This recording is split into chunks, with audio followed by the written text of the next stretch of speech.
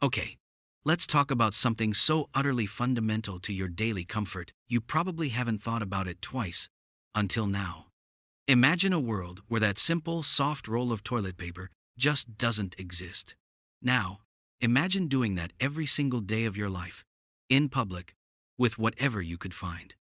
For medieval women, this wasn't some hypothetical nightmare. It was their reality.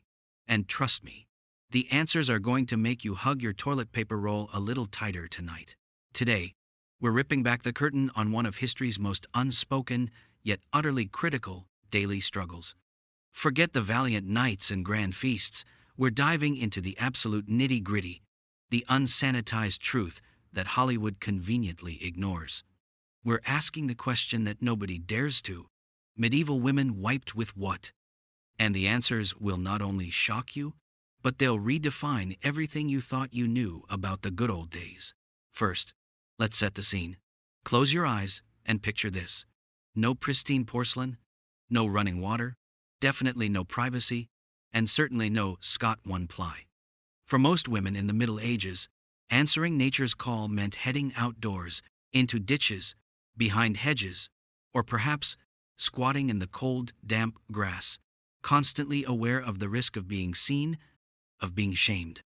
Even within the supposedly grand walls of a medieval castle, toilets often amounted to nothing more than a drafty hole in a stone wall, dropping waste straight into a moat or a cesspit below.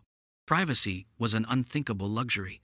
Basic hygiene was a monumental challenge, and maintaining any shred of personal dignity, well, that was often a daily battle. So, what did they use?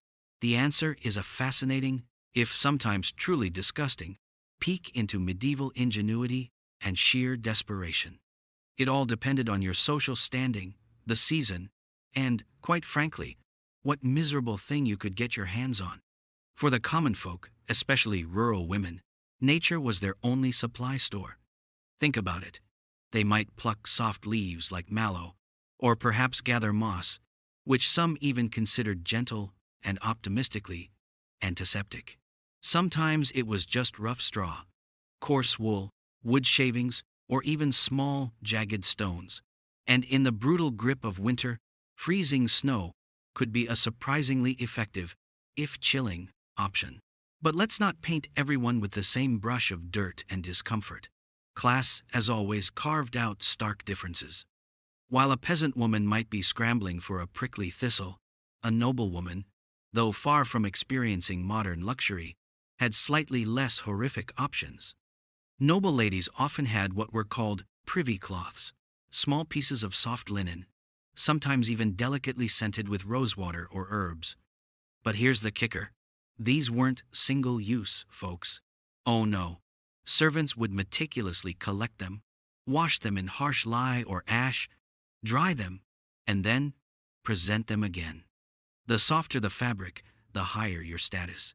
Some even tucked them away in special, discreet pouches, almost like a personal, highly unglamorous accessory. This wasn't about germ theory. It was purely about prestige and maintaining appearances. A clean undergarment or a fresh privy cloth signaled wealth, not necessarily health. Now, for the really uncomfortable truth, something so viscerally jarring it might make you squirm: the use of the hand. When all other, often terrible, options failed, the left hand was often employed. This wasn't some casual choice. It was a last, desperate resort. Afterward, that hand would be meticulously washed, often with abrasive ash and icy cold water, sometimes even rough sand, if available. And the right hand? In many cultures, it was strictly reserved as the clean hand for eating, for greeting, for all social interactions.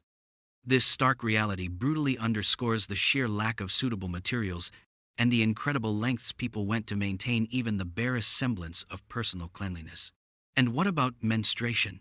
Another deeply personal, often ignored aspect of women's lives that was drastically different. No tampons, no disposable pads.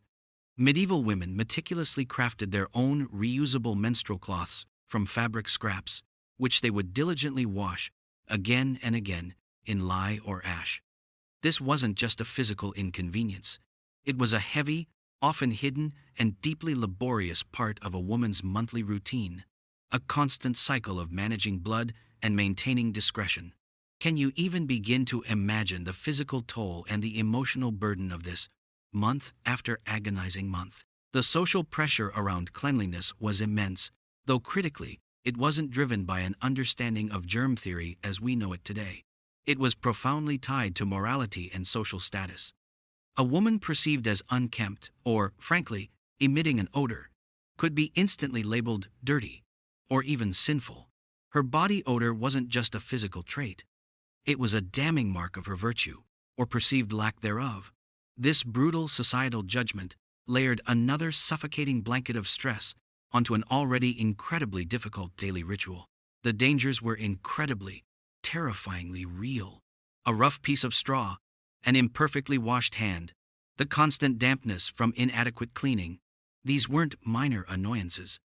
They could lead to agonizing cuts, debilitating infections, painful abscesses, and in a world without antibiotics, these seemingly trivial issues could escalate rapidly into a death sentence.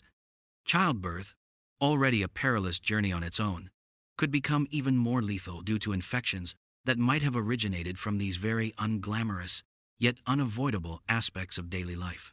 And get this, the ancient Romans, by the way, even had a community sponge on a stick called a tersorium.